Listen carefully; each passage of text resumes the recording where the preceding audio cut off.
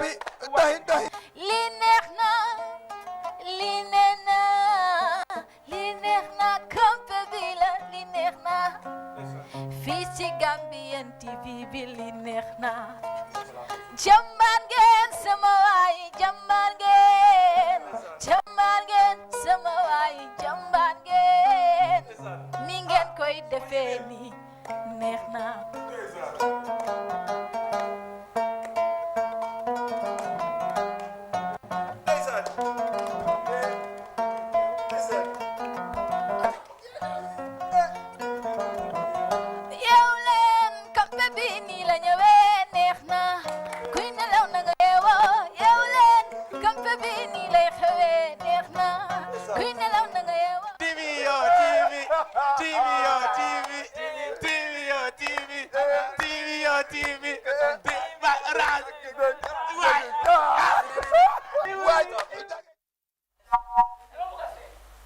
kuy nelaw da nga yeewoo neex na Campeh bi la ñëw naka la okay welcome back. It's another fascinating episode of your weekly Campeh show coming to you live on the state broadcast the GRTS, and of course I am your host Suleiman Sani as usual.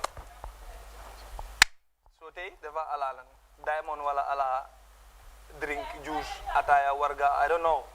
Okay, it's always good to be back here. It's the weekly Campeh show, a show igniting the trendy world of showbiz. And then, you know, as usual, like how we do it, and then today it's gonna be a different Campeh. Pause.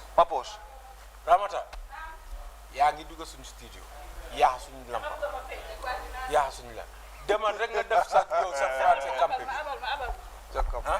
asalaamaaleykum bi Campeh bi soo la nam naa leen loolu waaye dinaa ñëw waaye yaa ngi daw di okay, that's Ramata. She's also one of our co-hosts, and then Campeh's co-host, and then, you know, good to have you, Ramata. And then, you know, on my far right, I have Mr. Buya Haidara, who is my co-host, and then he has been here with me all the time, and then, you know, he's always available and then ready to give support whenever needed. So, Buya, nakala, magji. What do I say? Nuyu naa leen yéen ñëpp ku nekk sa tur ak sa sant. I know ne yéen a ngi yaakaar because yow da nga teel a start di bitter cola. And I don't. No, forget it. No, auction bi dafa dem the 31st of this month. GRTS dañoo auction xale yi. I mean, you look gorgeous, you know. Yeah. So dañoo auction xale yi jigéen ñu fi nekk. Waaw. Dañ lamba, gars yi dañ lamba. All right. Seen Campeh bi show la yéen xam ngeen naka la ñu bëri ñu ngi ma laaj ci BDB yooyu noonu kañ la mu ngi nii. Tuesday, so glue lens on TV and then we'll give you what you want. Tey nag ñu ngi fi am ñaari fascinating guests. ñaari bidiw. ñaari bidiw ñaari loolu. Amul xew parce que seen kado bi ñu ngi nes it may mel ni seetu. Welcome to GRTS Campeh bi di leen naan dal leen ak jàmm. Yeah.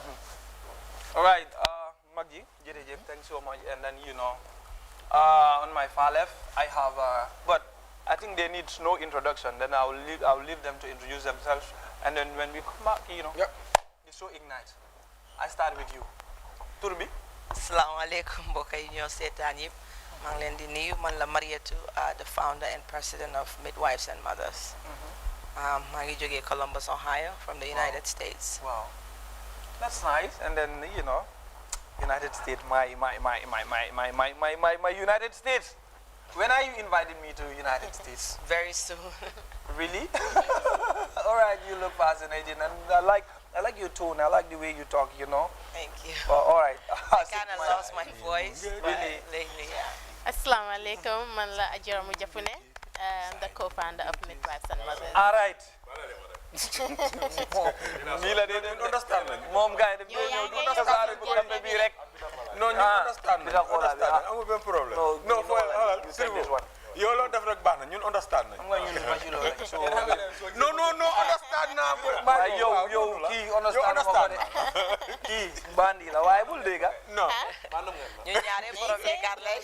Oh, you're not lucky, you know. You see how bad luck you are. Déedéet. Daganut.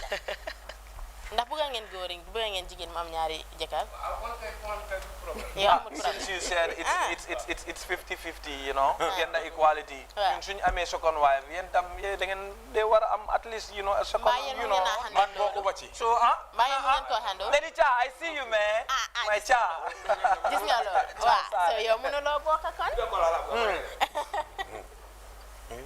Yeah. All right. Give us your name. oh waaw wax naa introduce ma ne man la Ajiramu Jafune the co-founder of Midwives and Mothers. Wow. Okay. Awesome. That's fascinating. And then, you know, good to have you on my show. And then that's the Campeh show, and then that's how we do it. And then, you know, engage with people. And then, you know, it's just like a usual campaign.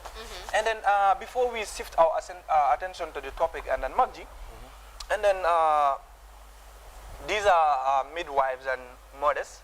Okay. And then the sole aim of the association is to, like, we've all seen the past few months, and then, you know, we encounter difficulties on maternal mortality, and then, you know, the problems and then human face, like, you know, during their delivery, and then, you know, and sometimes gender-based violence too is another problem in our society. And then, you know, today we want to discuss the issues on as how to mitigate these issues, and then because we've seen that women are also pivotal in our society. And then so midwives and mothers are here to clear the air, and then, you know, and then they can talk to us, and then the challenges and the difficulties you guys encounter, you know. So I think, you know, you are mothers, and then we need to give you the maximum respect that you deserve. You know, so without much ado, and then I will leave you to introduce the sole aim of the association, and then how it was created, and then, you know. So do you want me to talk in local languages? So Local everyone languages, can understand? Any. So I think everyone will understand. Local languages. like, In fact, okay. Lee Campeh, you know, you are free. See the way I'm sitting. Yeah. I sit anyhow. I do anything that I want. Wow, You know, So, it's all the same, you know. okay. Like signing, like you said. I mean, I don't know. Okay, let me reserve my questions till they Okay. make the introduction. And then Wow. So basically, feel free to speak Any language. so basically, midwives and mothers, ñu ngi ko commencé like 2019 of December. Comme like lu ñu ñëw Gambie ni di gis jigéen ñi ñuy torox ba pare ñu gis like si social media bi jigéen ñi dañ dee like all the time, and then I feel like ne comme amuñ nit koo xam ne jóg na pour mu taxaw si loolu noonu. And like, you know, we talked about it, us two, and we like, you know what, lii daf dee bari torop. Then ñu am suñ benn classmate tamit yaago rek kooku tam ñu gis ne jabaram moom tamit dafa dee during labor. So we talked about it, ñu wax plan comme naka la ñoo defee nit ñi pour dimbale xam nga. And then we started the organization on Facebook. You know, we started advertising on Facebook, and I think you guys were like one of the people come ñu jàppale daal comme bu ñu amee suñu events and stuff. AM show invite ngeen ñu tamit, and that was very important. So léegi buñ commencé ñu am comme jigéen yu bari yu dee ñëw pour ndimbal, comme ñoo xam ne duñ dee am xaalis pour jënda seen registration card bi pour lopitaan, ak ñoo xam ne like duñ dee mun a dem lopitaan pour scanning because ñeneen dañ dee wax amuñ xaalis. So ñun dañ la dee dimbale nga am sa registration card bi, we walk you through the process, and on top of that tamit dañ la dee fail comme scanning if you have to. So they dem labor, we have like this program called the doula program. So they dem labor, dañ dee am staff, one of our staffs that ku dee àndaa yow si lopitaan bi nekk fa yow ba nga wusin soo nii dee garab mu daw jëndi garab jox la paat ak yooyu noonu. Comme jàppale la daal jox la ay yére xale diapers and stuff, comme loo xam ne mun na laa jàppale. Ba pare dañ la dee jox like nutrition foods like ñeebe, cuura gerte, dege, nen ak yooyu noonu comme lu laa mën a dimbale comme nutrition wise. And ñun luñ bëgg a implement moo nekk comme nampal, comme ngay nampal soo wasinee tamit. So ñun basically loolu moo tax ñun ñu jóg pour liggéey. Wow, this is nice. Just you know, you're getting fit. Yeah. At the start, he was like, I'm nervous, you know, but now you see, that's the spirit of the television, you know. Right. So, you know, and then, yeah. Someone nijay mo never make up with a color. Baji. Baji. Baji exclusive. With a cola,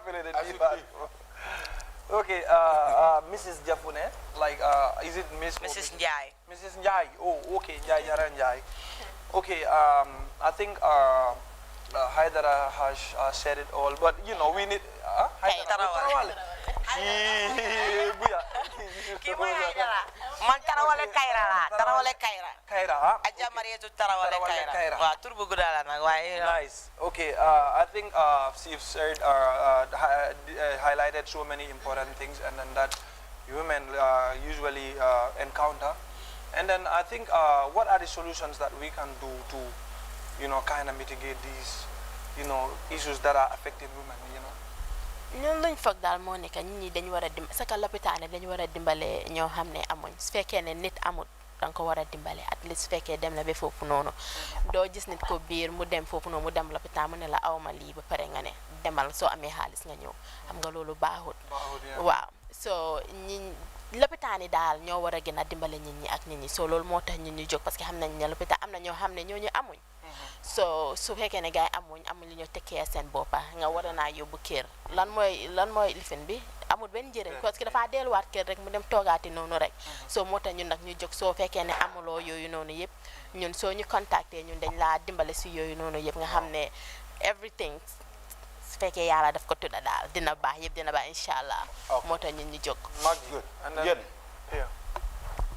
xam naa ne seen association bi moom am na organisation am na solo am na maana te well it's a noble gesture ne like young Gambians like you people I don't know whether you guys are mothers or being mothers ngeen am this initiative ba ñëw xam nga mun a dimbale waat suñu sister seeg suñu yaay yi fi nekk ñi nga xam ne ñu ngi jànkuwante métti fan ngeen di jëlee seen ndimbal yéen li ngeen naa jox gaay So when we started buñ commencé ñun ñoo dee teg suñu xaalis dina nañ about 500 milk and famille milk ñu yónnee ko ak ñu yëre xale ay bagage daal then ñu find out ne ok ñun lii suñ ko bëggee def dañoo need ndimbal ñu xam ne lii suñ ko bëggee def dañoo need ndimbal so what we did was we went on Facebook we opened our midwives and page and we opened like a fundraising page as well. So go phone and yes léegi ñu dee def loolu comme suñ amee jigéen bo dañ ko commencé comme dañ def suñ raise funds ñu jënd bagage yu bari ñu yónnee ko suñ raise ñu jënd bagage yu bari and you know we have people coming forward and a lot of helpful donors you know so léegi then after suñ amee jigéen bu am like a problem boo xam ne like you know it's really hard to solve and it's really urgent because ñun dañoo try rek mënuñoo dimbali Gambie ba mi ngi try you know ñu lifen raisal borom funds ñu dem présent ko si kiram soo xamee ne like kii dafa really need dimbal comme amul jëkkëram dafa gaañu and stuff like that then dafa need kiram bi ñu defaral ko dafa need lekka ñu dimbale ko si loolu tamit yeah ñun loolu lañ dee def ba pare yéen seen organisation bi am na maanaa de Magili is timely you know because at this point in time we are encountering a lot. So many maternal. So many, yeah, exactly. So you know, sometimes, you know, past couple of 4 months ago, it was even like, pregnant, you know. Yeah. And then this is not fair, you know. So I think this is very important. And then because I have a friend who is encountering the same problem. You know, she had a miscarriage, and then you know, she told me that she is bleeding, and then went to the hospital, and they were tuition turning her, and then she couldn't do anything. You know, she is vulnerable, you know. I think she doesn't deserve such, and the husband is not here. Yeah. The husband is overseas. So I think it's important for us to, Sira, I will take the permission from Sira, like we will try and invite the doctors as well here to come and clear the doubt. Because at the moment, you know, it's really alarming, you know. And I think, you know, coming up... it's getting too much. You know, initiative will kind of... Oh my goodness.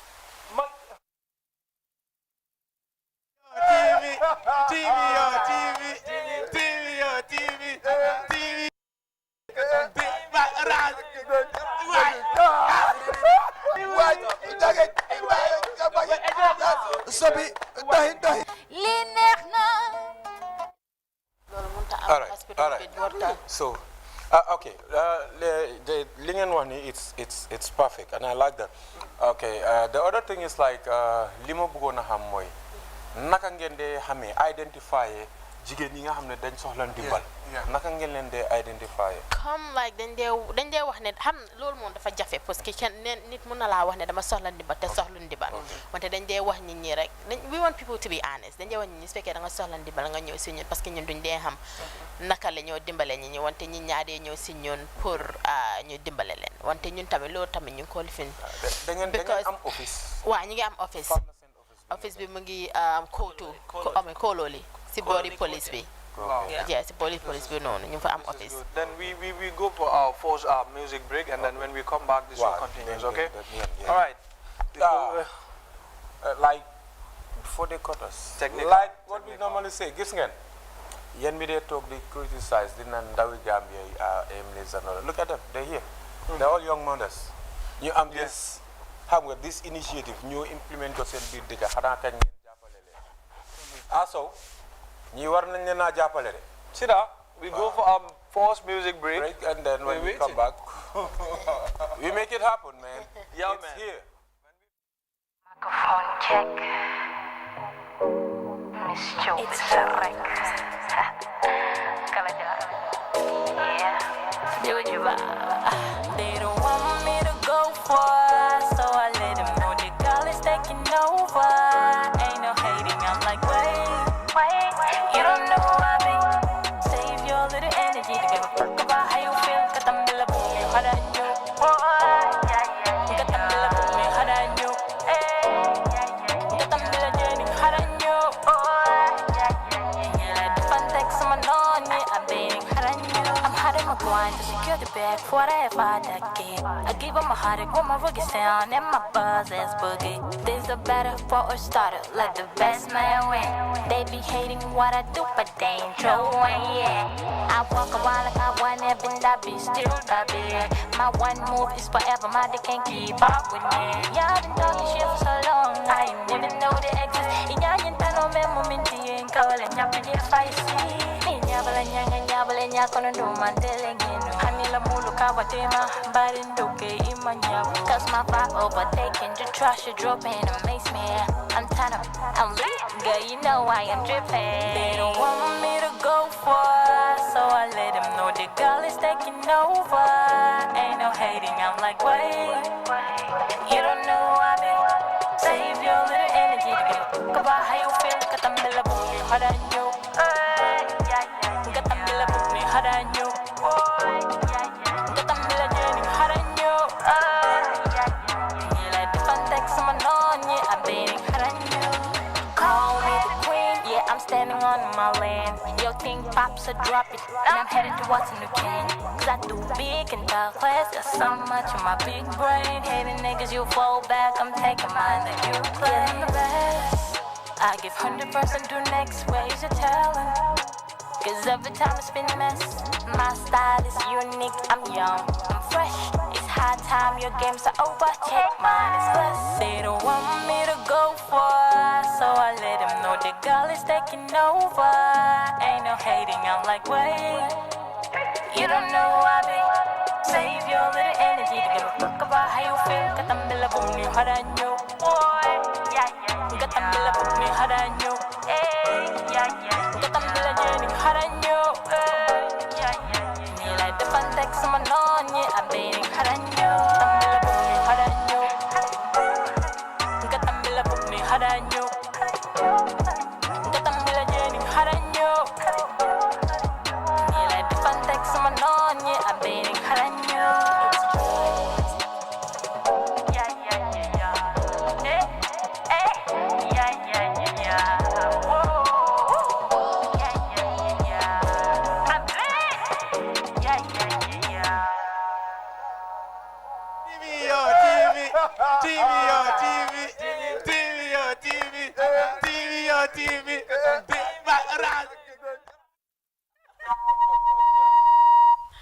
Okay, Timmy. Alright, welcome back, and you're still watching Campeh, a show igniting the trendy world of showbiz.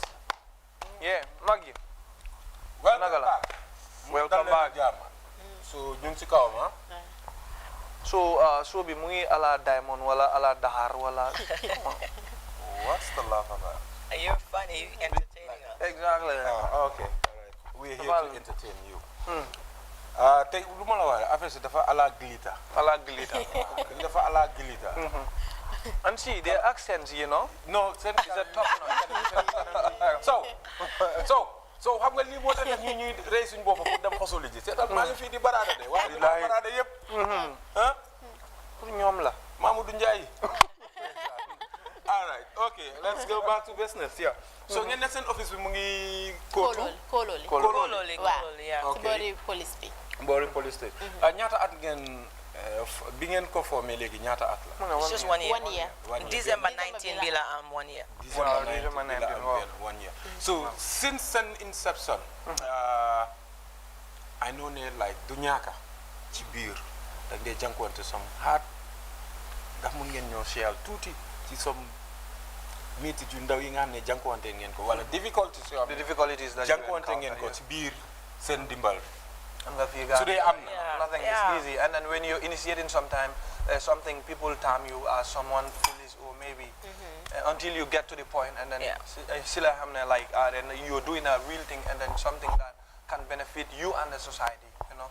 And sometimes Yeah, loolu daf dee am saa yu nekk because ñun buñ ko commencé nit ñi dañ wax ne ñii dañ bugg a xaalis rek xam nga comme Exactly. social media bi Exactly. raising funds dañ la ne ñii dañoo ut xaalis pour seen boppa yeah. nekkul ne mënuñoo dimbale nit mën nañoo dimbale nit comme lu ñu am lu ñu yàlla may but comme ñu ngi ut ut ndimbal si biti pour ku ñoo jàppale you know but nit ñi dañ dee nekk di wax rek comme like kii dafa ut xaalis wala kii dafa lifen ak ñi dañ bugg a fame ak yooyu dafa am ñoo xam ne sax danga leen dee xam nga dugga si ñëpp ñu ngi wane yow yaa ngi def lu baax ñoom dañ laa bàyyi nekk seen xol yi mënu koo lifen duñ la mën a jàppale yeah. you know what I mean def nañ fi match boo xam ne the women's match bu ñu fi def noonu just to raise awareness and sensitize people around boobu tam buñ ko fi defoon na fi a big you know yeah bu bari daal because people were against us and you know people were competing and we started this before man loolu mun naa say confidence su ma ko wax sax we started it before anybody on social media because our aim is to help raise awareness and maternal mortality, infant mortality, because sunya maternal mortality, infant mortality, is also it's also very important to know, and people should also consider that as well. So jafe daf dey am torop like comme nit ñi daal dafa like dañ doy waar. Yeah. jafe yooyu noonu lan lam dee def ci yéen. daf ñu dee gën a motivate daal. Motivate. Yeah. That's the main thing, you know, because in whatever you do here, people will. Because you might have like people that want to sponsor you in the law, you know, they're like, oh, buguma suma turkey. I'm not going to I'm in the US. He's always sponsoring, you know, he never wants us to mention his name. Yeah. We did a community outreach here in April. You never if you want because you get so your March. Name Kunku Monyu help sponsor basically. Yeah, and program bi tam ñu ko wax mu ne ñu let him know but do they bëgg a turam you know feeñ or anything like that you know Gambia bi am na ñoo xam ne bari na ñoo xam ne mun nañoo dimbale nit waaye duñ ko def because dañoo ne Adja ak Mariétu ñoo ko def su ma leen dimbalee seen tur mooy génn but ñun we are doing it for the Gambia. We are not doing it for us. And it's not only two of you guys. It's a group. Is it a group or it's only two of you? We formed it and we have people that's behind it and supporting us and working together. And we have a team here in Yohamne like, you know, come to Dara here in Yona Demal Fee, you know, come very good. And they Sakumala, and you know, Julie Bitamed, we help people. Every month we give to our pregnant mothers and breastfeeding mothers. Put nyumuna send nyumuna healthy foods. Healthy foods, yeah. Yeah, we have our office. Healthy foods also count, and then, you know, at times like women will kind of get pregnant, and then, you know, maybe during the delivery process, and then she will maybe kind of nyaka like blood, and then ñun fi so biré da nga gis ñuy naan vimto di lekka lu foro di lekka but comme ñebe dafa baax cuura gerte nga ñun fele duñ am cuura gerte xana lijante ko yeah cuura gerte baax na ñebe baax na nen baax na you know a lot of vitamins and greens yi ni comme plaça yi nga ko toga bul def tuuti yu bari yooyu noonu nga mu dimbal ñoom duñ dee def yooyu buñ demee bi war a wasin na ñu ñëw soxla deret ñuy soona so ñun moo tax dañ dee jox ñeebe. blood donation nag dañ ko dee def wala blood donation ñun duñ ko dee def. No, waaye dañ dee dimbale nit ñi ñu ut lifin because dañ dee dimbale nit ñi comme suñ amee jigéen bu nekk in labor we really try our best to send someone to donate blood. But recently, one lady, her name is Ami Jaju, I think. Ami Jaju, she just initiated the blood bank, and we went there to assist and help as well. Comme moom mu ngi jóg pour def like comme nit ñi dañu comme ami yeeg yooyu noonu nit ñi muy oo nit ñi pour ñu ñooy donate blood. But I feel like ne ami bu mu commencé loolu it's been a month, and people not helping or progress. It's not progress because people are not supporting. Because nekkuñ di support ñu ngi wax ne nit yaa ngi dee but they are not helping. Gambians yi pour ñu jóg ñu dimbale seen moromi Gambians it's a issue. Especially soo amul tur ñu ne kii du diw soo amul tur kay moom xam nga dañoo ne kii du diw duñ xam nga Gambie mi dañ bëgg ko am even if you're talented ñoom fame bi soo famee rek mooy problème bi so ñun nag we don't really care about that you know what I mean. Even ñun sax suñ artistes yi like if you already fame and then once you release a work song people will still love it because you're still fame. But for upcomings and then you can maybe kind of release a video, a very good video, maybe that will be like kind of educating and then but people will not time you serious because you're not fame. So this is the problem we're also facing and then it has to stop. And then one thing I want to advise you guys is it's an admonish like a group thing is never easy. And then sometimes, especially it was created by two of you and then later on people, some other guys came in. So what I will advise you guys is since you are the leaders of the group and then the organization, and then sometimes, what you say we do nyaka. So, so at least you guys, and you just do your utmost best and then forget about what people might say because the starting is always difficult. It's rough. So despite all the obstacles like you guys face, during the like the challenges you face, and then sometimes like you will see an individual will come and then try to spoil the whole thing. So the organization is like an ear plus, and then so now maybe one individual might come and be like, look, Madam Jai, they like acting like she's in control of everything. It always happens. It all happens, and then so you guys need to be extra cautious with all those kind of stuff. It's difficult. I know a group thing is never easy, but you do your utmost best. Yeah. All right. The other thing we want to discuss again is like I know Sen office we like Sen organization was basically to support women, especially ñi nga xam ne dañ dee jànkuwante métit suñu am doom suñu nekkee ci biir ak yooyu noonu waaye ci biir wax bi maa ngi dégg ne da ngeen dee support itamit in terms of nutrition. Okay, there is Gambia fii we have an office that is responsible for that, and I think yen can like put our heads together and then go and meet those people. Dinañ leen suñ leen mënutee dimbali sax dinañ leen ibil opportunities yoo xam ne du nekkaat loo xam ne you have to struggle to get money in order to help those women. But it's a matter of like, okay, Binana project, we have the money. The only thing that we need is start implementing and it goes. And that's Nana. I don't know whether you've heard it. It's the sole government-owned office. That How come we never heard of that? It's called the National. I never heard of that. Never. Yeah. All right. All right. Forget about it. Like, I'm telling you. Gangi battle hard in Fini, and I think that yen come send support be them na bellal ñom sen fana. And then ñom tam dañ dé liggéey ci infant mortality. Xamani. So you know dafa am important. Te bari dinañ leen mëna dimbalé in terms of like messaging. Because Gambia fii lu ñu dee sonal lu bëri is like when it comes to messaging dañ dee am difficulty because someone la saa ni mun naa nekk a fajkat bët lam dee faj so noppalam dee faj man gémmiñ lay faj waaye man suma statement bi dina mooy garabi kii garabam mooy garabi kii so ban mooy faj ban so moo tax always message bi dafa war a clair dama ko dee wax su ma déglu radio may dégg ak xaabalis yi nii kii wax na déedéet man bii rek lay faj and then soo demee is the same medication bu moo use boobu la kii di use di faj kii so benn wax ñaari yëf ñaari wax benn yëf so moo tax it's very important especially when it comes to health man su ma leen a advice dinaa leen advice and then soo leen toogee put heads together come up with a proposal. Come for you. Get to Nana. I'm sure that when you get there dinañ leen jox enough information bi ngeen soxla. And then maybe there will be a support ngeen seet naka ngeen ko work out. Yeah.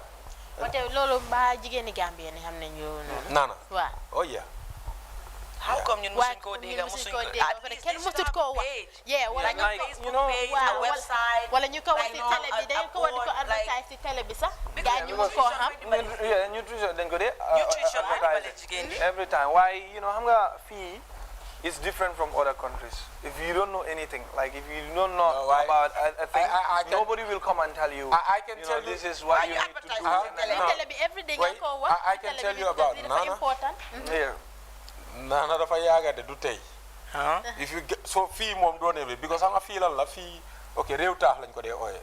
Waaye when you move away from this area here. Serekunda ak Banjul ak yii nii. So again, Brikama. After Brikama, biir Brikama, so you see their placards. They have this program called Baby Friendly. Nana. They have this community program. So it's called Baby Friendly Community Initiative. Exactly, ñoom tamit loolu la gars yi bëgg a community say they def. So in order for you to be a BFCI village or a community, dafa am certain criteria yoo xam ne da nga ko dee matal. Cleanliness, health center bi wala.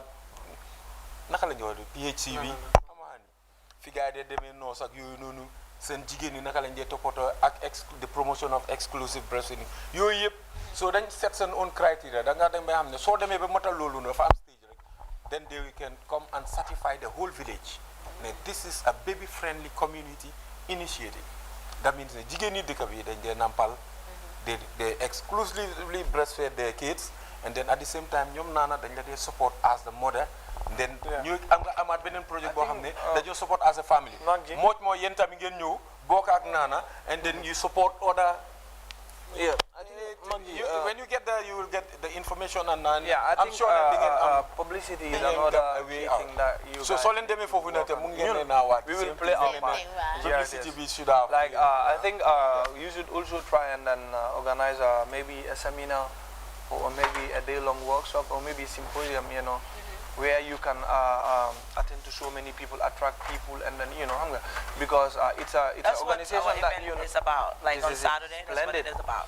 Yeah, so because you need support because this is not an easy thing. Try and get indi leen xaalis ñu jox leen like every week an hour program. No, they just started now. So you cannot. But we never got back to her, or she never got back to us. I don't know how.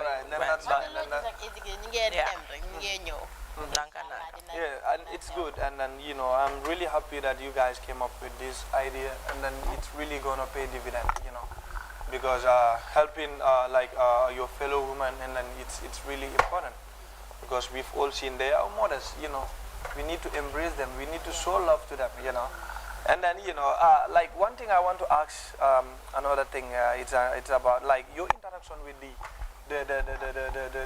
nurses and the doctors. How is it like? We have nurses in between the team, inside the team. Wow, nice. That work for us here. And then they go around in their homes taking vital signs like blood pressures, blood sugars and stuff like that. Check again, they talk to them, they work down on them and stuff like that. I'm not Dr. Shinje communicate ultimate with Wahanyam. And we've sent letters out. Gambian is just like they are not very but so you get they don't even respond to you. Yeah, they don't. They're not we contacted everywhere, Ministry of Health and everything. But Ministry of Health, they got back to us. They did get back to us. Yeah. So, but like, you know what a dimbale fee come like, I don't want to mention names, but but you know what I mean? People that are supposed to stand behind you, knowing that, come on, I'm my mayor, you know what I mean? If they're supposed to support you and they're not doing that, how are you supposed to do your part? You cannot do it. Because like I always say. So it's like side by side. Side by side, juxtapose. Okay, like I always said, like you live in the US and then she lives here happily with her husband. She lives in the US. You Mary, she came from Washington. wasn't in DC too. So you see, maybe you could be like, okay, let me stay in US and then mind my business, you know, maybe because I'm earning my money, I'm working, you know, but we all that, you decided to come and then give back to the community. And then I think you need to be supported, you know. Yeah, support yeah, but they're not supporting us. We contacted every, like, you know, like from organizations, like, then you want to, okay, you work together to, oh no, they feel like, okay, we're against them. Yeah, but we started, we initiated something. Yeah, I know. And we want to work together, you know, and then we contacted the government. Yeah. And then, you know, I don't even know, like, the causes of this, because of recent, I'm not even understanding, you know, the whole saga, you know. Yeah, because a friend of mine also lost her life, you know. And this is not fair. You know, you spend so much on someone and then, you know, you live happily and then, you know. Why Suleiman, dafa am luma dega man liman nahari comme ñu ne si l'hôpital da nga dem nga fekka comme ñu wara attend a pregnant woman. They're braiding their hair. Can you imagine braiding hair in a hospital? Or sleeping? Man, you know, this is very sad. I'll not even say sorry or maybe it's not true. Because man, I have experienced it. I lost my younger brother like the past January. You know, he got involved in a fatal car accident. Wow. And then he was lying there for 2 days without us knowing it. And then the doctor that was supposed to attend him was just careless, couldn't do anything to help him. You know what he did to him? He has to like kind of, I don't know, use boom to tackle his hands and then, you know, with the bed. And then he was struggling, you know. What? Yeah, it was really serious. You know, I have to share this on air. But look, we need to change our attitudes, and then, you know, we all Gambians. You know, no, man, I feel like the nurses and doctors really need training because professionalism is something very important. Very important. You know, they don't have professionalism. I lost my brother, and then, you know, I went to the room and then, you know, saw my little brother lying down. And you know what I told the doctor? I was like, look, he has gone, and then, you know, his time elapses here. But you also could have done better. Done something, yeah. You could have also played your part, and then, you know, at least we would know that, look, you've also played your... Yeah, exactly. But you're not doing that. You've seen someone struggling, and then you decided to snub him and then do your personal duties. And sometimes you go, and then some of them will be busy on social media. That's what I'm saying. This is what you've been paid for, and then you need to respect this job. Exactly. Anything that you're earning from, you need to, We're not crazy working in the U.S., especially in a hospital. You on your phone. If you get caught on your phone, because you have a break. Yeah, you have a break. That break means you taking care of your stuff or your business, whatever you have to do on social media. Exactly. But you're focusing on this social media is messing everyone's It's life. messing everything. And our nurses, to be honest, I'm sorry, but they're not professional. They are not. Like the stories I hear from these women that give birth, they are not professional. They need training. They need, like, I don't know, counseling or something. They need to, like, you know, get better. Okay. All right, then that's fine. And then Sira is signaling us. We are going for our soccer music break. And then when we come back, the convo continues. Top notch. Bye, Ibrahim. Ndesan, honeybee, abukatamono. Moro ming ikafaye farantamba. Wole nyinku kurungo kala. Bari lun sotata lungol kono. Kewdo be tambikan. Ninya boita kendingo kan. Ikalon ne ko nyinta mo kense. Ay oboy jube. Diningol bebe borin na. Oboy dron nem diningol to mimma singo soto nyin diningol kono. Choy oboy. A kendingo lota. Aya oboy jube. Aya komandi. Akai Dindi ita de menyin kelanta na ika fani ko faram tamba bari nta si jaran wala sai yelo isim flola ika fontele tilibonko kabere kendu nyim fo o boy ba ma portana sa te mol senta nyola ibefndita tilibonko yala bago jindi abajinol to wurila abe boyla abe wodila anya kesolo malala kataba kile dula be tankunta ako obo ya woli obo ya kata ka woli aboyta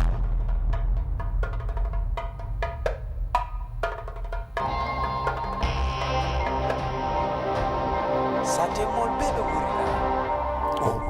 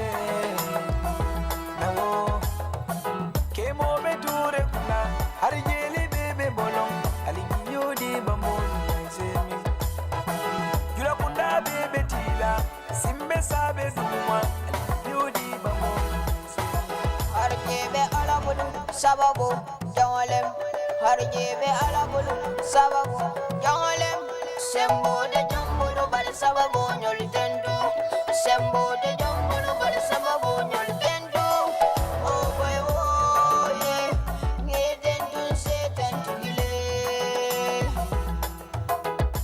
kono bambo ngeden dun setan tugile ngeden dula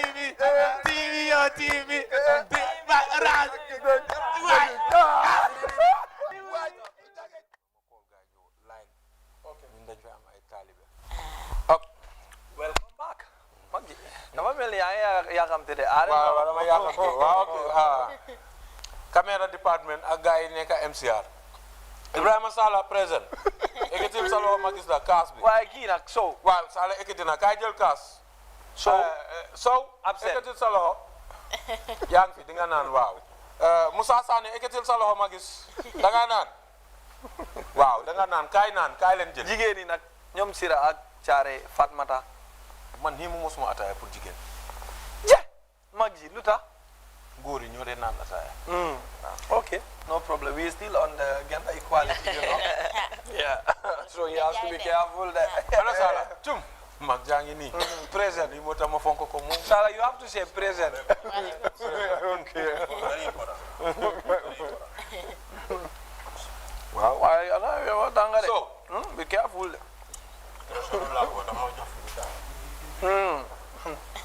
All right. Welcome back. And then it was a fruitful discussion. And then I think where did we even stop? Okay, that's fine. So now, I want to ask this question. Like, are you guys working in collaborating with other organizations like, you know?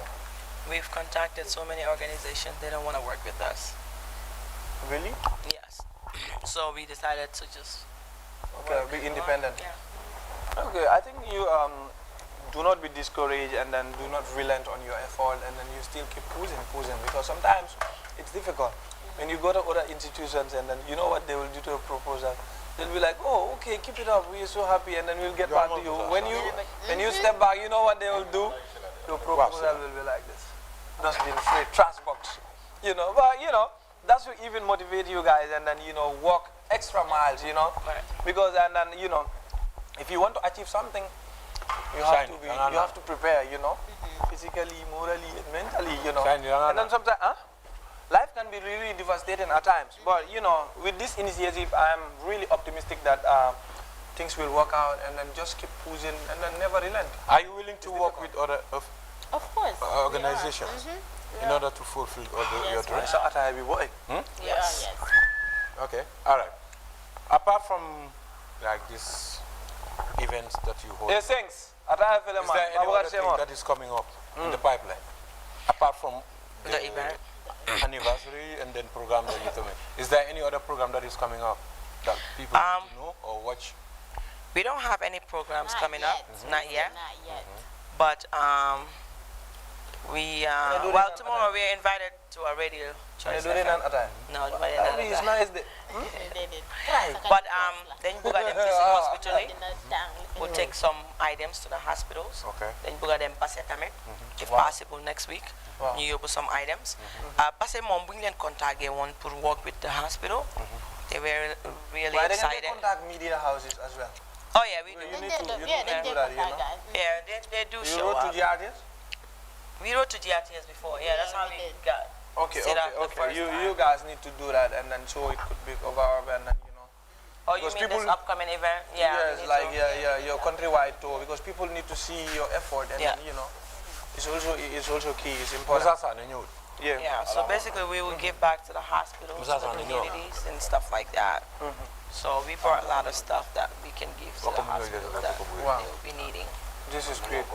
And I'm very optimistic that and it will pay off because maybe I'm hoping that and then the maternal mortality can kind of, you know, reduce and then, you know, yeah, there are always ways, you know.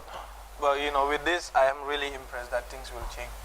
Yeah, you have many organizations like you, and then we're optimistic that things will change because the government cannot do it alone. Oh no, they can't. You know, yeah. All right. They're trying, but if people are not supporting or wala ñu just jóge ñu wax ne ni comme xam nga num jógee nii maternal mortality nga gis ñi ñu ngi def fële ne ñoom nii ñi ñu ngi maaj fële ñi ñu ngi def lële you know ñu ngi compete fële within seconds let's say one day rek xam nga maaj boobu jeex na doo leen déggati because they wanted the fame, you know what I mean?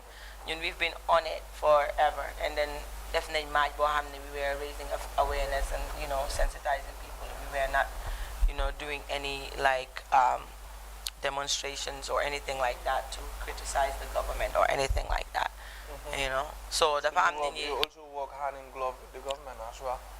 Yeah, we contact ministries of health. We contact different places because we working with Bundung Matana. We spoke to them already. Send them letter, and because they're doing a great job. I follow their page all the time. I see what they do, and I spoke to them on the phone. They're very current. Yeah, I like what they do. Yeah, they updated and you know. PRO is my guy, Omar Cisse. Yeah. Thumbs up, and he is also doing good. And you know. So do you have young male in your midst that are there to help also. Yeah, am nañ ñu góor kay am nañ ay am ngeen ay ndaw yu am góor góor waaw ñoo xam ne ñu ngi bokk ci seen organisation bi ñuy def ñu leen a jàppale am nañ ay góor so ndax pare ngeen like say for example su dee am na ay ndaw yoo xam ne ñu ngi seetaan ñu kontaan ci seen initiative amuñ dara si amuñ dara waaye bugga nañoo ñëw jël li leen yàlla wërsëgal mooy seen kàttan ak seen whatever lu ñu am ñu ñëw dooleel ci yéen li ngeen am ngeen liggéey bi gën a dox ndax loolu tamit non dinañ ko accepté dinañ ko ubbi buntay ubbi nañ si yooyu noonu buntay ubbeeku ne but the thing is ñeneen dañoo ñëw ne dama dimbale waaye su ñëwee ñëwuñ pour dimbale dañ fa ut si dara loo xam ne daf leen mun a benefit wala ñeneen dañ ñëw pour ñu gis leen ci télé ay gis naa Fatou si télé tay moom fii la midwives and mothers la join ñun we are not about the fame and stuff dañ bugg a ku ñëw wholeheartedly koo xam ne yow da nga am yërmande bugguñ koo xam ne yow suñ la ne defal lii ngay treat kii baat ngay wax ak kii dañ bugg a ku am yërmande koo xam ne luñ la wax ngay def xam nga da nga ñëw pour dimbale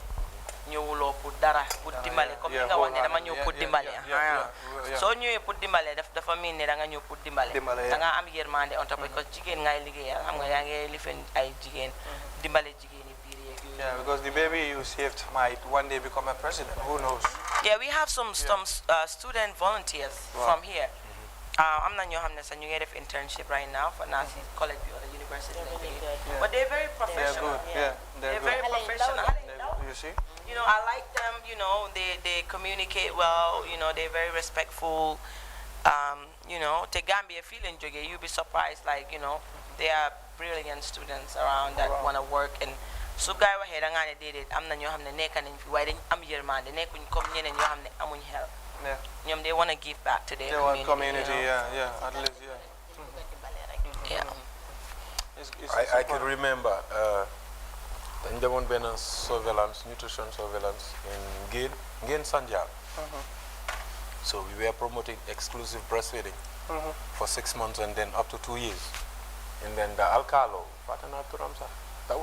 that was in the 90s. Wow. And then Alcali Mune. Yeah, do you know? Yeah, Limwa. And I'm only 30, you know. So if it's what he said was like, ndax xam ngeen lu tax léegi xale yi léegi duñ amul yërmande si seen kaw waajur yi wala si seen fellow human being ñu ne ko déedéet mu ne nag parce que liñ leen dee nampal la. mu ne luñ leen dee nampal. waaw luñ leen dee nampal la. duñ dee am yërmande. I thought it was the other way around.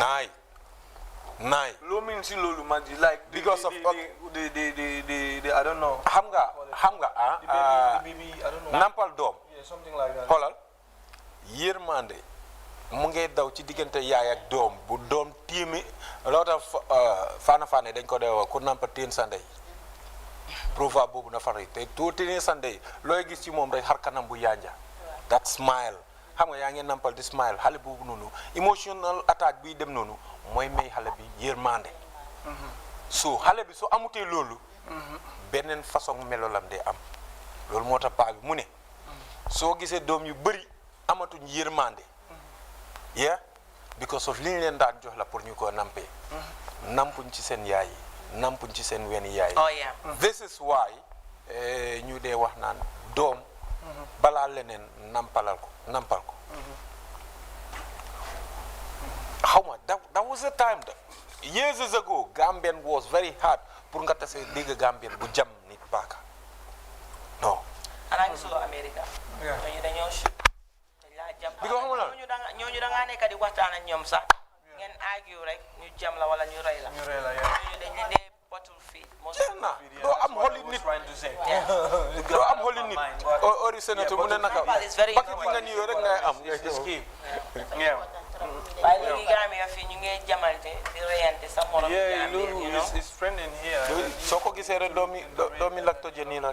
And then, so are you guys communicating with other women, not actually pregnant women like others that have difficulties in the, like, for example, stomach pain and other stuff? Because sometimes, like, you will, as a woman, like maybe a housewife, and then sometimes, like, you will kind of maybe, how would I even call it, as not able to have kids. Not exactly.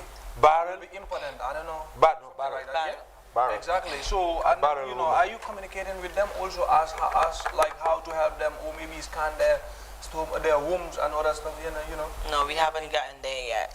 But it's also part of the initiative. Oh. If we have to do that, we will have to need like doctors to assist us. You know, there are some medical diagnoses. You need like doctors to work along with you. You know, but you know, we will try our best. We did contact Dr. Marena. We spoke to Dr. Marena. He's a very good doctor. Yeah, we spoke to him and he responded promptly. And he wanted to meet us actually this week. I think Wednesday. Keba Tomorrow is Marena, Wednesday. right? Yeah, tomorrow is Wednesday. He's good. And we also spoke to Pa Amadou something. Bite? Yeah, we spoke to. Yeah. We spoke to a couple of doctors that we want to work with. It's good. I think that would be very helpful, and then because it's good we reach out to them as Okay. well. And then If someone wants, information too is pivotal, is key. And then I think are you guys been current on your social media? Do you do daily updates and other stuff? I try my best because I'm the one. Okay, in control But of I the do social media. updates all the time.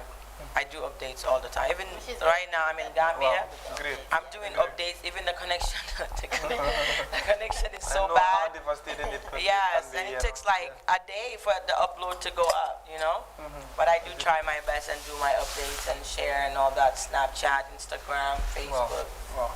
you know, WhatsApp. It's good.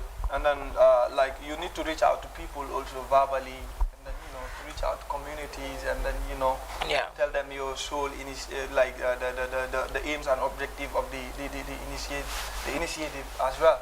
So it's also good, sometimes. Yeah, because this Saturday coming, we invited everyone. So if they come, they will meet doctors, nurses, maybe students, entertainers, soccer players, So they will get like vital informations over there, whatever they need to know, and yeah. You was sent problem. Xam nga ñu muñ ko sa nga so génn te nga was a problem kenn du la mëna dimbale. a problem discussed is like a problem solved. Once you discuss your problem, it's no more a problem. They also need to come and speak out, Yeah, sometimes you face those kind of difficulties as well, sometimes they will feel abnormalities, but they will be maybe kind of shy to come out, and But most of these women we are working with, they are all referrals. Comme ñoo xam ne dañuy wax They are referrals. Ko ma ne ma dama am suma jigéen boo xam ne kii dafa sona de. Kii mu ngi biir kii lekk sa du ko dee def suba ba guddi. Kii jëkkëram amul liggéey wala kii nii ñu la jox ma number, then you give the number. We had a lot of those, Okay, this is very important. It's good, and sometimes like this is another key important thing.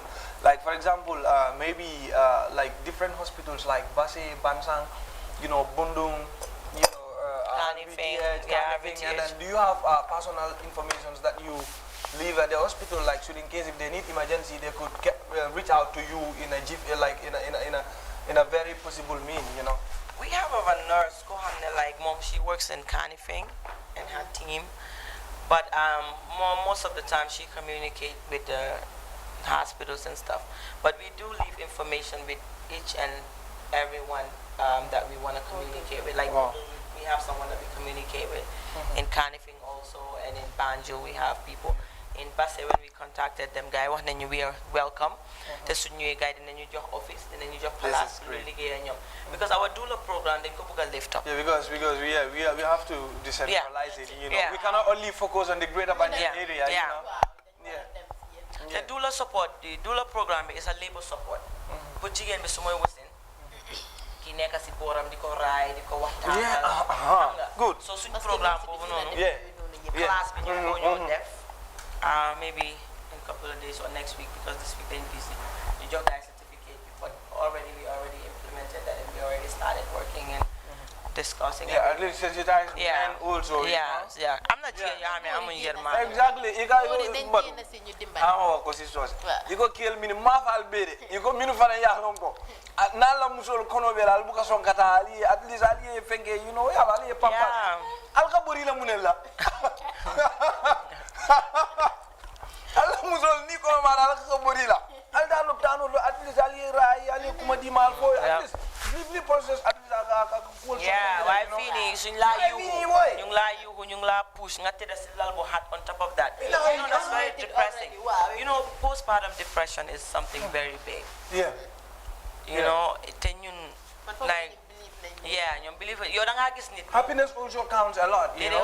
da nga gis jigéeni Gambia mu biir mu wasin ñu ne la ne hey ki deretam bi moo egg si boppam bi. Exactly. It's postpartum depression. Yeah, and depression, yeah, exactly. You know ñu ngi laa ne kii deretam bi moo egg si bopp kii wérut kii.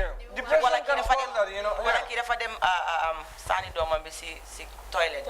Psycho system dafa am ay yooyu noonu, you know what I mean? Yeah. ñoom jàppee wuñ dara muy dara loolu nit ki da nga koo jël faj ko. Exactly.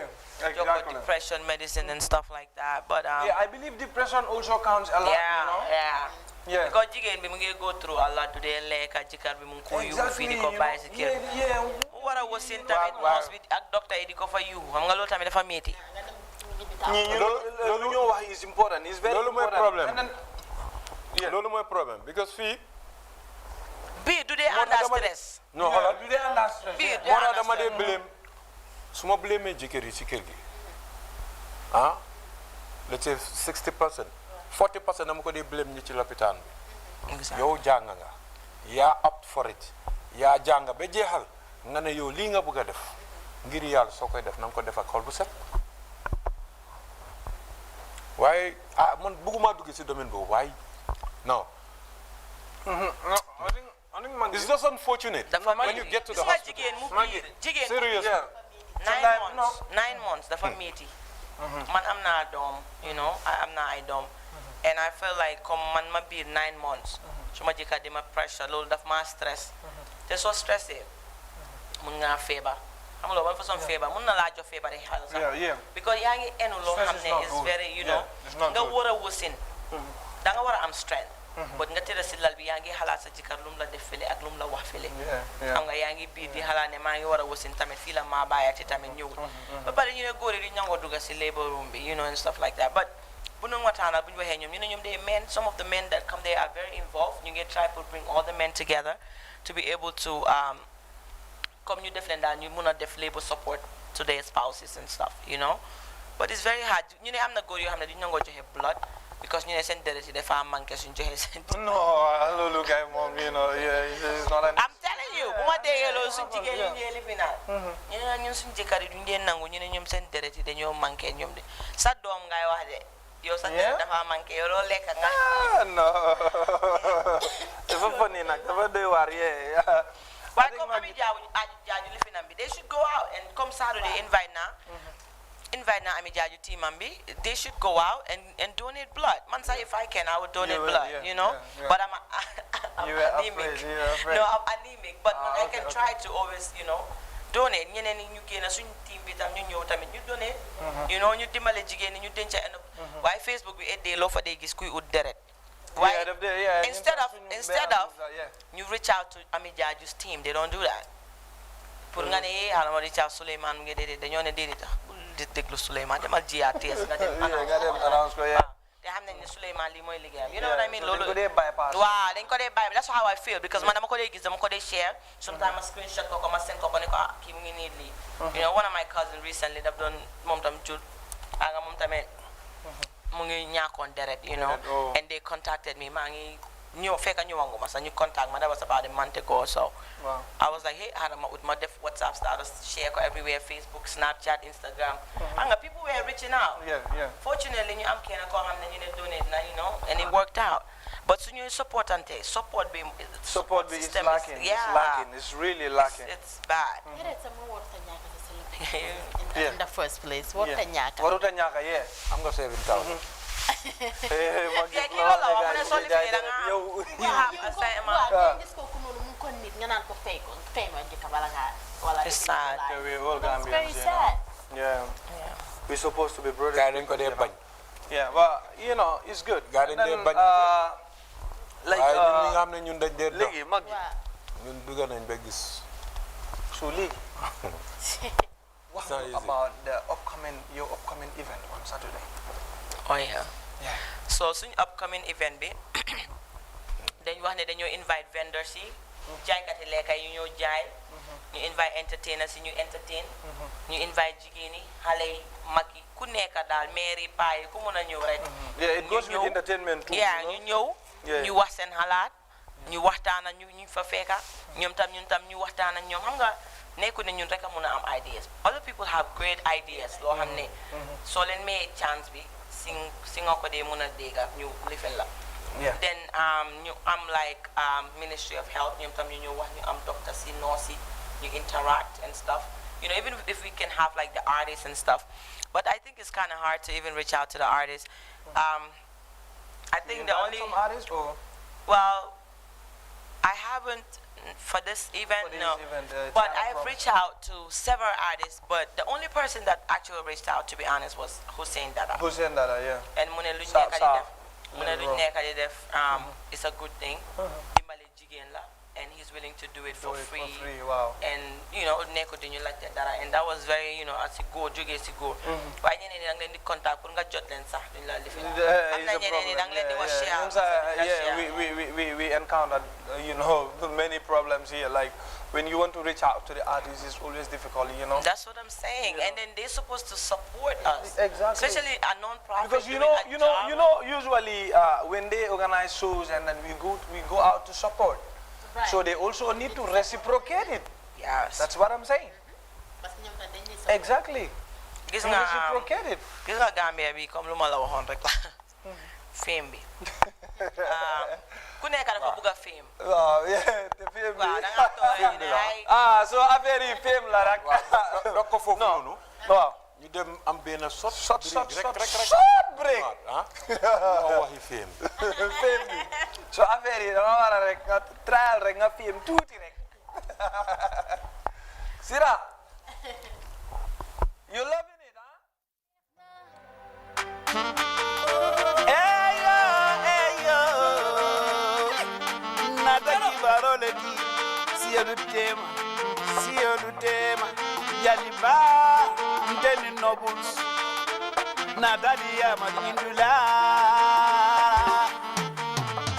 Gambia Yolola Isofora Mamora Ajola Yamandika Isofora Mamora Afula Dasarahuye Kopapala Isofora Mamora Wala Bamanjako Kopapala Isofora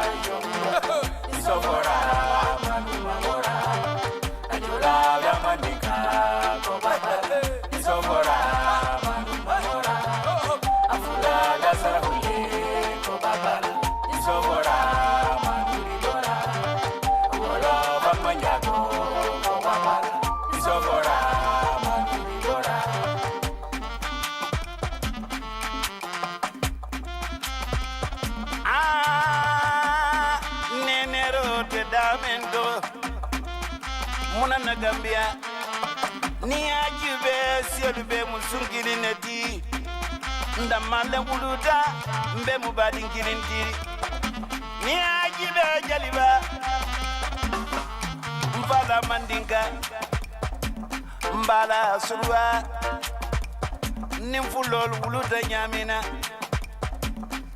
sarakulalu mbitamalu jolalu namusolu yo munabe nyina nyama munabe wole nyama manjaki ni serere nilugaden ka foja madula woto munati nantekela kankilinti munati nantekela sikilinti wala mutonya yolola yomuloka isofora marumamora ajola damandika kobabara isofora marumamora afula la sarahule kobabara isofora marumimora wolo famanyako kobabara isofora marumimora.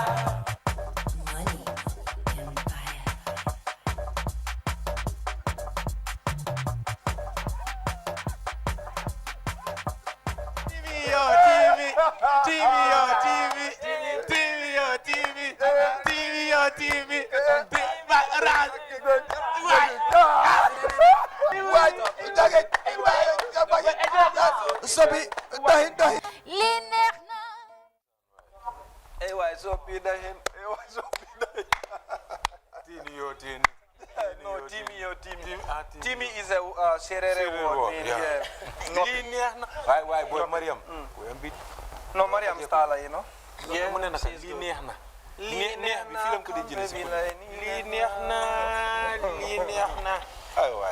yeah, all right, welcome back. We are in the final phase of the program now.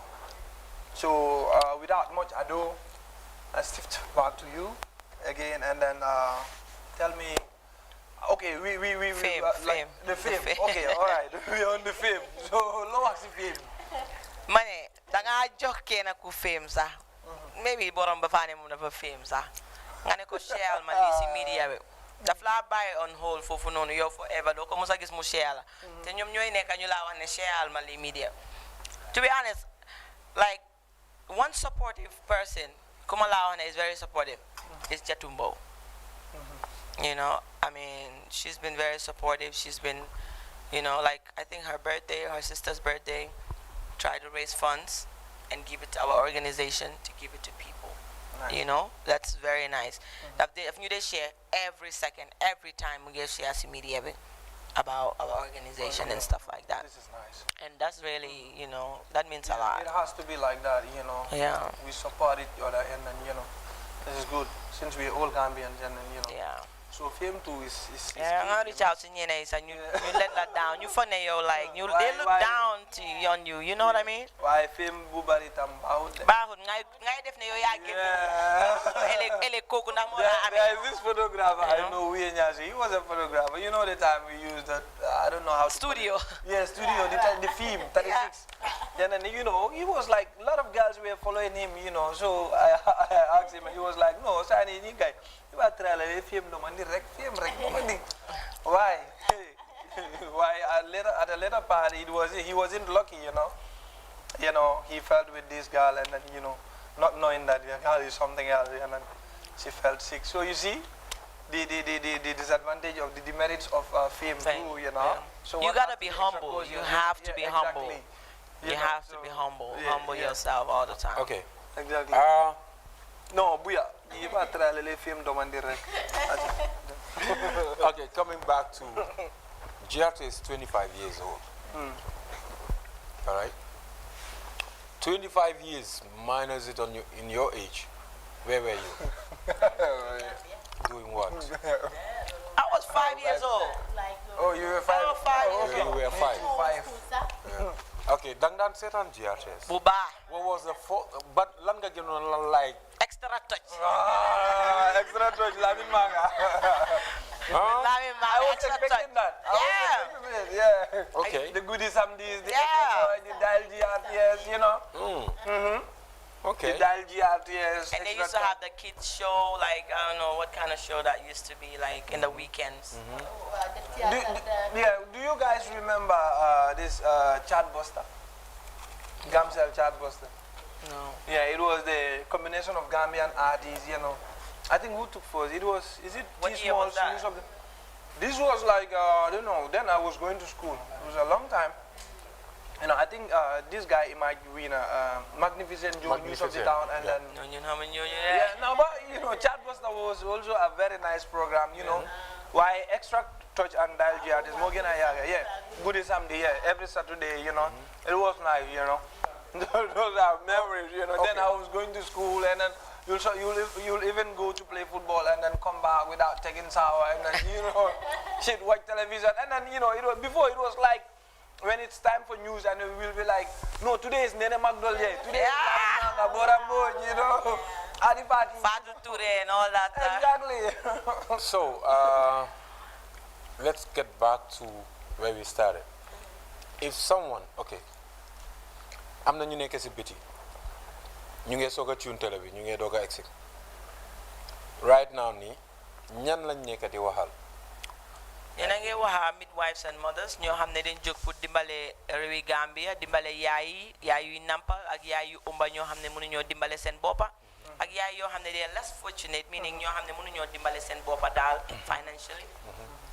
Yeah, and we are here to help and we are ready to help. Ñu ngi fi Gambia right now. We have just a couple of weeks to go back. You can contact us anytime or our team, our page. I'm sure a lot of people know our page. Okay.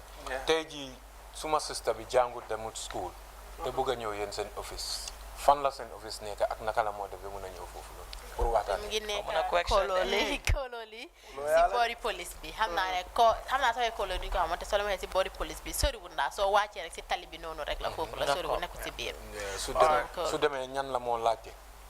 And what are the procedures as well? First, before you go, you contact us. You call our numbers. Okay. You book an appointment or what? Yeah, you book an appointment. am ngeen numbers yi ngeen dee joxe yi nga xam ne nit mun na leen a call. Yeah, I'm named numbers you did your hair. I cram my numbers in there. 76. No. I can give this number out. 761-7443. 761-7443. That's Aisatu's number. Okay. I think that's the only number I have in mind. 761. Do not store these numbers and then torment them on their WhatsApp. It's not for you. Yeah. Okay. Or Hadicham. I think Hadicham is 385-8517. 8517. Something like that. Hadicham, I don't know if I'm saying your number right.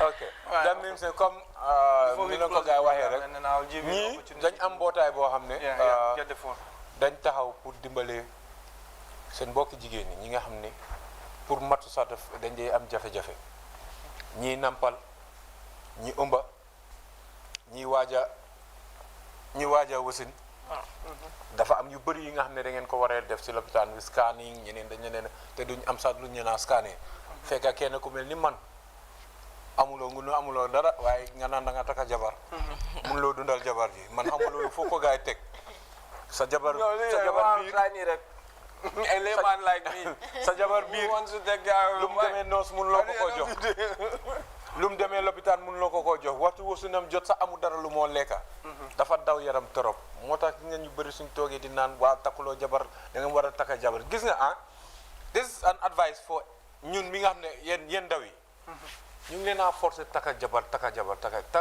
du forcé dafa fekk nga mun ko te antan ko soo waxee ñu naan yàlla itam dafa am sarta yu mu teg de balaa nga koo def mu fekk nga mun ko te antan ko soo xarit taka na jabar rek nga jóg yooyu itam ne da ngaa dem takki jabar yow xamuloo sax jabar da nga ko war a dëkkuwoo dëkkaale ko ooda ko te xam nga dundal ko defal ko yëpp moo tax góor yu bëri seen dara du yàgga du dee last long I don't know whether gars yi dañ ko dee xam nga am jabar toppatoowuloo ko soo nekkoon millionnaire balaa ñoo ne next yi nga daanu su ko defee ñu naan la jigéen baa la it's not the jigéen because li nga war a def ci jigéen bi li nga war a def ci jigéen bi defuloo ko mu ngi ko muñ mu ngi ko muñ mu ngi ko déeku mu ngi muñ noppi ne teg yaa ngi gis so nga ne biitit bu moo jànkuwante noonu dafa dem ci ngelaw non du dem ci ngelaw yàlla am na suma benn bro mu ngi toog fële si biti mu ne yàlla tey ji sot la sol toog di xaar loo def rek mu duuj la ko so moo tax ñeneen ne da ngaa wax ñu naan na ne waaw jigéen bi jigu ko yooyu noonu de non nekkul ne jigéen bi jigu ko yow li nga war a def ci jigéen bi defuloo ko yow ko def so buñ leen forcé dem takki jabar bu leen forcé de soo leen ko munee antan ko salaam soo leen ko muntee toog leen ba ngeen xam ne at least sa jabar su génne see da ngaa ne ah waa kii moom suma jabar la waaye nga takka jabar tey ngay invite ñëpp ñu ne la ñi la doon wax naan takal gis nga bés boo takkee ba sa jabar ñëw keroog nga leen naa géej a gis duñ la dimbale si dépense duñ la dimbale si ndéwo te soo jógee dem fekki leen ñu naan la lu tax nga takka bi nga xamee ne amuloo kemoon si lan lañ nekka soo ñii seen mbootaay dafa ñëw pour dimbale jigéen yoo xam ne xam nga ñu ngi jànkuwante lu bëri ci seen biir néegi sëy ku leen bëgg a gis am na benn number buñ fi bàyyi te seen office bi mu ngi kóolóoli ci police station bi xam naa soo demee doxantoo ba foofu noonu nga dem toog waxtaan ak gars yi amaana du ñaaka dinañ la mun a dimbale ci wàllum lopitaan ci wàllum naka gars yi xam nga nu ñoo def ba nga scan su dee tamit am na leen loo xam ne lu ci rax ñu seet naka la gars yi di dimbalee waaye nag ñii dafa am luñ soxla mooy lan jàppale bu mat sëkk ndimbal ñii ay ndaw lañ mënoon nañoo téye seen xaalis lem ko dugal ko seen biir poos def nu leen nee gis nañ fi ay millionnaires yoo xam ne xoolal faalewuñ saala yaay ndeer yaa ma understand ñii nag tendalasi lañ am ku am tendalasi ñëw séddoo ko yow soo amee 1 million nu moo def ngeen bokk ko rek exactly so ñii dañ xam nga ñii is high time pour nit ñi jàppale leen nguur gi itam ñii dee leen naa bàyyi xel ci ñii xaaral ma bàyyi sax no yow kay moom wax nga lépp and then it's like let me better say it in Mandinka for them to at least kind of exactly basic knowledge Bakiti of what ngani we're yo. discussing come like ka min fo anu mimwila na ngotija wala nyinti ko ika fanyin le midwives and mothers itol fanan mu molle de mini alonko I mantara jang bari ya jela ko mantara sunya wonya at least ntol bota gambia la wuluta janne nga janne long ya understand isa sino le fon na fulo mbe bulu ya ke fudo kun bari ni la family long bari ni aje ma wo beke iko ibatu ya nana ya muru na gambia jam because nga jela ko ni wati sutu no kono musol mini alonko iniyo ka tutingota siata bakele so pour ko ko nyim fanan ka bang anin ka tala itol fanan na raje ko min sai mbadu nga findi na bang nga kol tra nga kol dundi nyoko no min satin na nyin kol minu be ke kam musol la e tala because musol lon tol ba mati tol lon tol wulu so ya understand so wala nyin la ila lo ransingol di and then so fanan like ni mol mini alon ko fanan ye nyin difficulties sol soto mini alon ko pour wulo ika kolea ko soto wulo to anim fana mol mini alon ko fana like ika ko dol soto dal mi alon ko pateni to wulo la karola pour isa kata e fota ñun fana ma bayri ñun mo molle mini alon ko e paren e fana ba parerin pour ka musol ma koy at least ko sa sone yano na bayri da mata be kenol bari fana at least e fana ko ni men soto butun ini mol sa tala wala la na ko ngote jang anu nadol fana mol mini alon ko fana al sulata de maro la ñun bul also fute ila bunda da to ka dami ba ko loli anim fanan nombal fanan bi jele mini alon ko fanay bo nombal folale at least pour also fata no manu nyaadi le kodi for one thing so I think I have tried Thank you. Allah barakambadi. Thank you. Okay, so what are your final words now before we wrap up the program? We're just saying thank you to everyone, the whole Gambia. Nglendi wa Nigeria Jeff si support yen me neka they support on Facebook and the GoFundMe.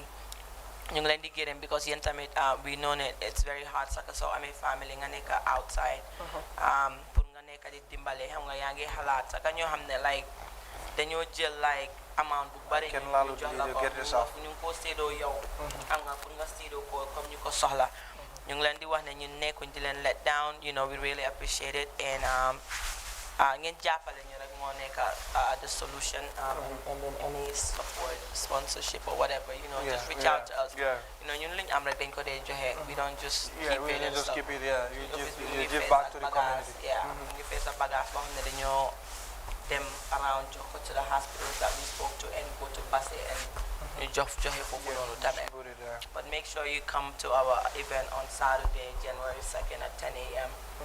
It's called the Fit for Fun Festival Okay. At Where? LK. Where? LK. You know, opposite Africell for Fulaneka. Okay. Opposite Africa. Okay. All right. LK. LK. Yeah. LK school. Wow. boobu nekkul opposite Africell bi. Fu mu nekk. da nga yaa ngi bàyyi Africell yaa ngi dem ñële. LK QCell. Adjacent to QCell. adjacent. QCell laa bëggoon a wax QCell. Yeah, QCell Africell fay leen ma de maa ngi tuddal seen léegi de. Opposite QCell. ok. waaw ñu leen naa wax jërë ngeen jëf am na ñoo xam ne ñu ngi ñoo support trop ñu leen naa wax jërëjëf ngeen continuer di ñu support après seen xaalis ñu ngi ko dugal si foo xam ne moo war a dugal xam nañ ne nag duñ mun a dimbale ñëpp wante soo dimbalee xaaf bi sax dina baax te loolu lañ nekk di def koo xam ne daal da nga nit ndimbal rek ñëwal rek ñun dinañ wokk ak yow ñu seet luñ mën a def ak yow. bala ñu nga fàttali ñu nombre bi Africell bi nga joxe woon. 761. 7443. 761 7443. ok. So I think those are the numbers. I'll send in call now and then I'll left off the lema. And then say okay. Fona. Afutatal. No, I'm on for the time of the yellow time. Okay, Magji. So what are your final words as well? Final word. A little bit of time, you know. ataaya bi neex na. yow pare na nii. ñun lee lañ bëggoon nag nga tegal ñu tey ataaya ñun ñoo naan ataaya. Billahi de. xanaa next time afra ngeen ñoo tegal nag. Afra, yeah, grill. Grill, at least. waaye ñu ngi leen di wax yéen nag jërëjëf yéen nag ñu ngi leen di jaajëf trop. jërëjëf di wax jërëjëf for giving us this opportunity to come here.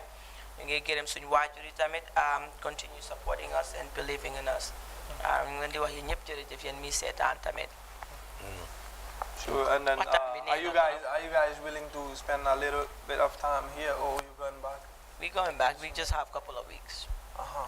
Yeah. Okay, so before that, and then you will maybe try to reach out to maybe so many. Yeah, like he said, another even NGOs, and then You got a lot of them here. Yeah, we have a lot of them, and then I believe you just need to keep pushing and do not relent. It's never easy, and then so it's never enough. It's never, how would I even say it, over until it's all over. So you guys need to keep pushing, and then during my youth work days, when we write proposals, we will knock every door. We will be coming to an extent they influence. So bulen hadi, bulen ne dem nañ faale wu ñu no because dara musata taxaw mu yomba. So lu baax loo gis rek foog mu am ay gàllankoor. So bulen musa hadi, don't ever give up. Don't be discouraged in any way, no matter what the message, no matter what comes on your way, just keep pushing. Yen li ngeen bëgga dafa yomba trop ci yéen waaye dafa jafe trop ci ñi ngeen koo jox. I don't know whether you get the message. Li ngeen bëgga yéen dafa yomba trop waaye ci ñi ngeen koo joxe dafa jafe trop. So foog mu metti ci yéen pour ñële mun a bànneex. It's not you. You're not doing it for yourself. You're doing it for somebody that you don't even know. Ku dem sa man suma jarbaat mu ngi ci bokk wala suma and who knows? My wife can be lucky, Yeah, my grandma's married, my grandma's girlfriend could be, Why? Don't worry. I mean, you're laughing. Keep pushing. Yes, I'm single. You know that. You vividly know that. And then so len delo itamit. Gilena or share len yen li ngeen nekk di def. The information to information. Exactly. Share len exactly li ngeen nekk di def. Bu leen faale ñi leen a jox ay messages yoo xam ne da ngeen def la ñun tiadu are man dara ja baaxee nag. Non duñ leen def leen loolu dañ leen ñaax for you to work harder because tey ji soo romboon fii ma jam la xeer te yow yaa ngi war a génn si biti nga dellu si waat ñëw naan ma ngaa defanteel soo defantee ba pare nga doxatoo ma foraat beneen xeer jam la yow di nga aga si bunta bi non doo aga soo da ngaa bàyyi xeer yi mu jaala nga dox bi da ngaa dem fi nga aga. That's how so len delo itamit loolu is an advice ngeen toog ginnaaw all Gambians because man gis naa ne Gambians yi suñ nekkee ci biti la some of them day gën a mun a booloo dina ko buñ nekkee fii because fii ku nekk yaa ngi firi mbaga waaye fële doo mun a firi mbaga because maa yoo fa luy firi mbaga ike fan ke fon selendi comme film yi mi fo da te waaw waaw soo leen demee foofu ngeen share exactly what you guys are doing waaw dina baax so on behalf of my attire and I'm urging all of you kaay leen ngeen sponsor waaw kaay leen ngeen sponsor suma show bi ñëw leen ngeen sponsor suma show bi dinaa leen xoolal ñu ngi dugg si January Campeh bi mu ngi ñëw loo xam ne non with different pattern you know bye bye see you next okay that's all we have for you in today's episode of your weekly Campeh show and until then enjoy Gambia radio and television services. Shout out to Shira Sise, Chare Sane, Musa Sane technicians, and then Sala, Shiripo Dabo, Babakar Senghor, Amiso, you know, Alaji So and Amiso, yeah. They're behind the camera, you know. They're giving us this fascinating shot, you know. Shout out to you all. And then who else? Fatmada. Yeah, I greet you, Fatmada. Madam Kujabi, you know, I love you all. All right, until then. I'm signing off. Bye.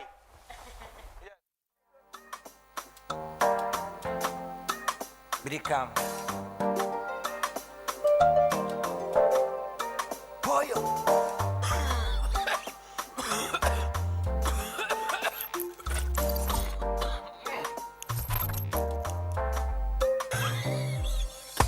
Janina cigaretto. Cigaretto. Niris la paqueto. Paqueto.